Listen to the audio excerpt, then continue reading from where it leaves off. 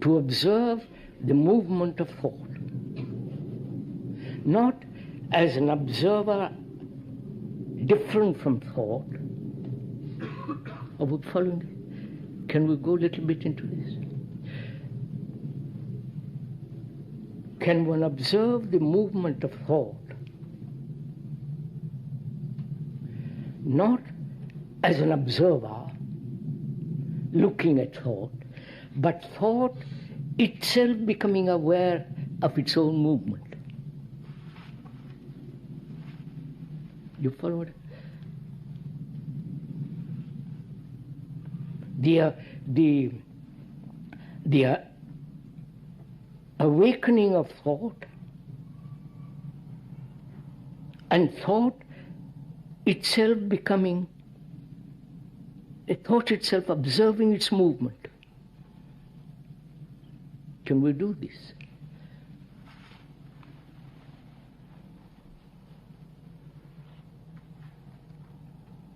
Take a very simple example,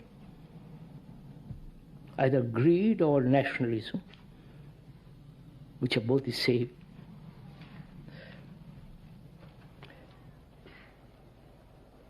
To observe it as it arises in one, and then to discover for oneself, is the observer, is the thinker different from thought?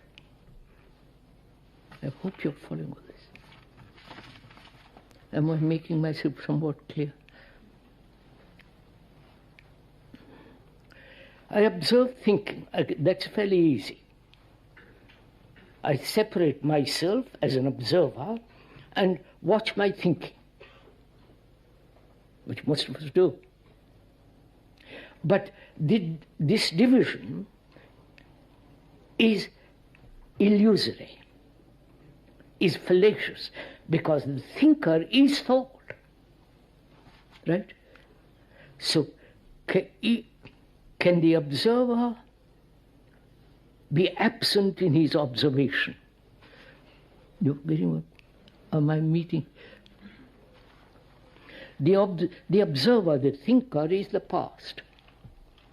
The remembrance, the images, the knowledge, the experience, all the things that he has accumulated during that time, the past, is the observer.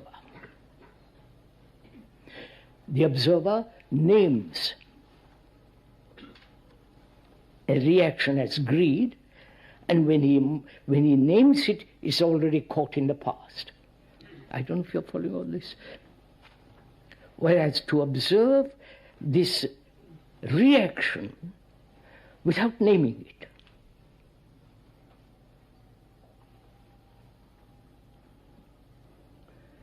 this reaction, which we call greed, by the very naming of it, you have established it in the past. It becomes the past.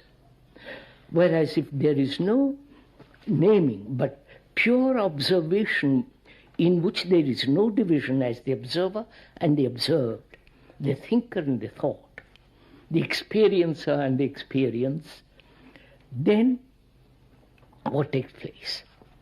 You're following all this? Are we coming along together somewhat?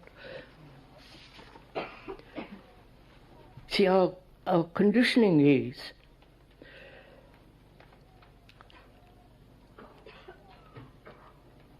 this division between the observer and the observed. That's why we make such enormous struggle to control the thing that was observed. Right? I'm greedy, that's the reaction. I am different from greed, and therefore I can control it. I can operate on it. I can suppress it, I can enjoy it, I can do something about it.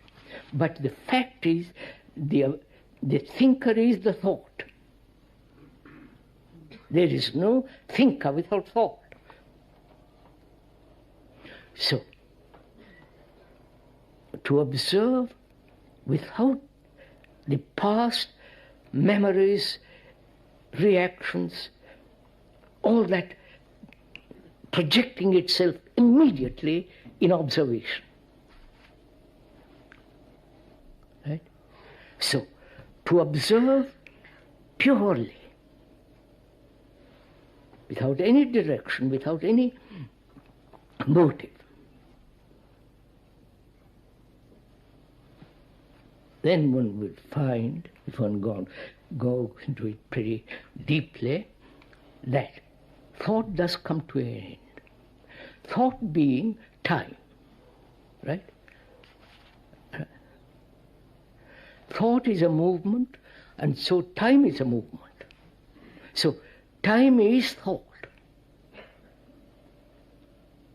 Right, sir?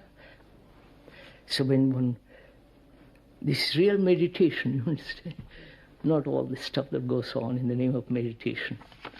This real meditation, which is to see the movement of thought, for thought to see its own movement, how it arises, the creating of the image and the pursuit of that image,